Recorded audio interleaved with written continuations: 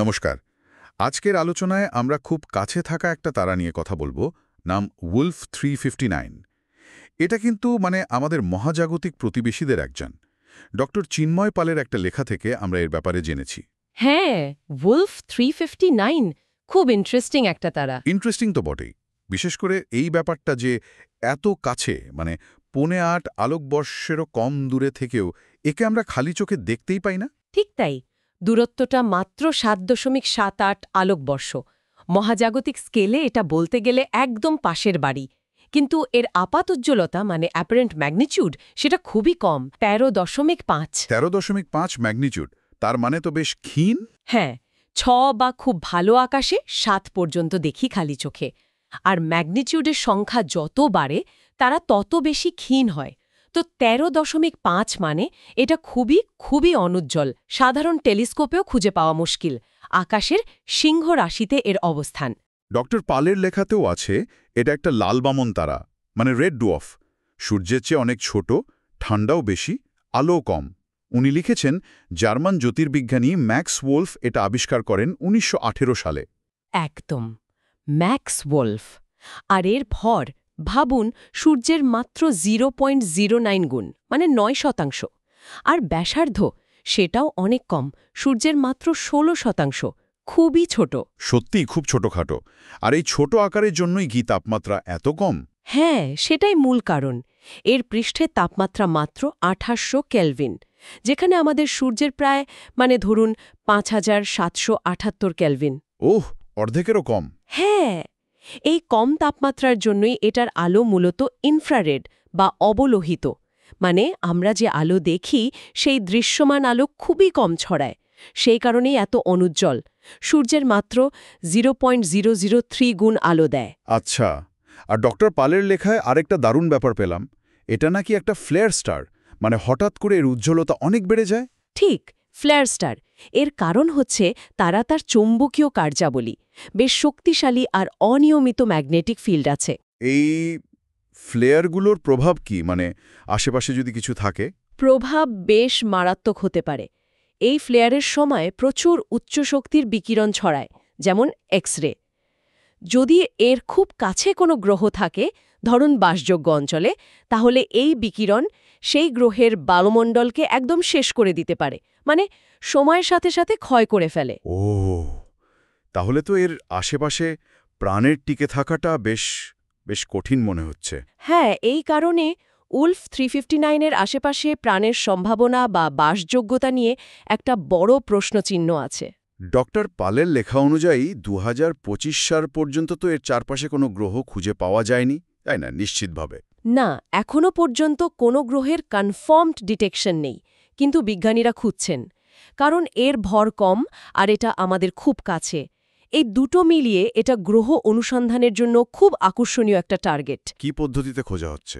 মূলত radial velocity আর transit method ব্যবহার করা হচ্ছে।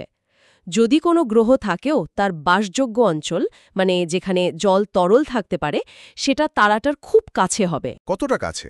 সম্ভবত 0.05 থেকে 0.1 অ্যাস্ট্রোনমিক্যাল ইউনিটের মধ্যে, পৃথিবী সূর্য দূরত্বের মাত্র 5 থেকে 10% দূরত্বে। এত কাছে? এর কি কোনো সমস্যা আছে? হ্যাঁ, সমস্যা আছে। একটা বড় সমস্যা হলো টাইডাল লকিং। গ্রহটা হয়তো এমনভাবে ঘুরবে যে এর একটা দিক সবসময় তারাটার দিকে মুখ করে থাকবে। একদিক সবসময় দিন আর অন্যদিক সবসময় রাত? ঠিক তাই, একদিকে প্রচণ্ড গরম আর অন্যদিকে কনকনে ঠান্ডা। এরকম পরিবেশে প্রাণের বিকাশ বেশ কঠিন। তার উপর ফ্লেয়ারের ঝুঁকি তো আছেই। তাহলে এত সব চ্যালেঞ্জ সত্ত্বেও এই তারাটা এত গুরুত্বপূর্ণ কেন? শুধু কাছে আছে বলেই? এটা তো বললেন সূর্যের পঞ্চম নিকটতম নক্ষত্র ব্যবস্থা। কাছে থাকাটা একটা কারণ, অবশ্যই, কিন্তু এর আসল গুরুত্ব অন্য জায়গায়। এটা একটা অতি কম ভরের তারা। এই ধরনের তারা নিয়ে গবেষণা করলে আমরা কম ভরের নক্ষত্র কিভাবে জন্মায়, কিভাবে বিবর্তিত হয়, তাদের শেষ পরিণতি কি হয়, এগুলো বুঝতে পারি। আচ্ছা। এছাড়া এই ছোট তারাগুলোতে চৌম্বক ক্ষেত্র কিভাবে তৈরি হয়, কতটা সক্রিয় থাকে, সেটাও জানার জন্য উলফ 359 গুরুত্বপূর্ণ। আর সবচেয়ে বড় প্রশ্ন, এই লাল বামনদের চারপাশে প্রাণের সম্ভাবনা আছে কিনা, কারণ মহাবিশ্বে এরাই সংখ্যায় সবচেয়ে বেশি। হ্যাঁ, এটা ঠিক। মহাবিশ্বের বেশিরভাগ তারাই তো লাল বামন। একদম। তাই এরা যদি বাসযোগ্য না হয় তাহলে প্রাণের অস্তিত্বের সম্ভাবনা অনেক কমে যায়। আবার যদি হয় তাহলে তো বিপুল সম্ভাবনা। ডক্টর পালের লেখায় কিছু মজার তথ্য ছিল, যেমন এর বয়স নাকি আমাদের সূর্যের চেয়েও বেশি, প্রায় ৮০০ কোটি বছর বা তারও বেশি। হ্যাঁ, সম্ভবত বেশ বয়স্ক তারা এটা। লাল বামনরা খুব দীর্ঘজীবী হয়, এরা ট্রিলিয়ন বছর ধরে জ্বলতে পারে। আর উনি লিখেছেন, এটা যদি আমাদের সূর্যের জায়গায় থাকতো, পৃথিবী বরফে জমে যেত। হ্যাঁ, কারণ এর আলো আর তাপ অনেক কম, পৃথিবী যথেষ্ট উষ্ণতা পেত না। আর স্টার ট্রেকের ভক্তদের জন্য একটা কানেকশন আছে বললেন, বোর্গদের সাথে যুদ্ধ। হ্যাঁ, Star Trek the Next Generation সিরিজে একটা বিখ্যাত এপিসোড আছে, the best of both worlds. সেখানে বোর্গদের সাথে ফেডারেশনের একটা বড় যুদ্ধ উলফ 359 সিস্টেমেই হয়েছিল দেখানো হয়। কল্পবিজ্ঞানে বেশ পরিচিত নাম এটা। দারুণ। তাহলে মোদ্দা কথা হলো, উলফ 359 দেখতে সাধারণ বা অনুজ্জ্বল মনে হলেও এটা আসলে মহাবিশ্বের সবচেয়ে কমন টাইপের তারা, মানে লাল বামনদের একটা দারুণ উদাহরণ। ঠিক, এই আপাতদৃষ্টিতে শান্ত দীর্ঘজীবী কিন্তু প্রায়শই যেন একটু উপেক্ষিত তারাগুলোই হয়তো নাক্ষত্রিক জীবনচক্র আর অন্য গ্রহে প্রাণের বৈচিত্র্য বোঝার চাবিকাঠি ধরে রেখেছে।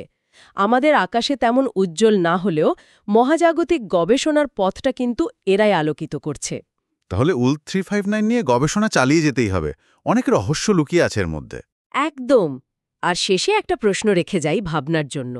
মহাবিশ্বের সবচেয়ে সাধারণ যে তারাগুলো, এই লাল বামনরা, যাদের চারপাশে এত এত চ্যালেঞ্জ, এত প্রতিকূলতা, শেষ পর্যন্ত এরাই কি প্রাণের টিকে থাকার জন্য সবচেয়ে বেশি সম্ভাবনাময় জায়গা হতে পারে? হয়তো জীবন আমাদের ধারণার চেয়ে অনেক বেশি সহনশীল, কে জানে।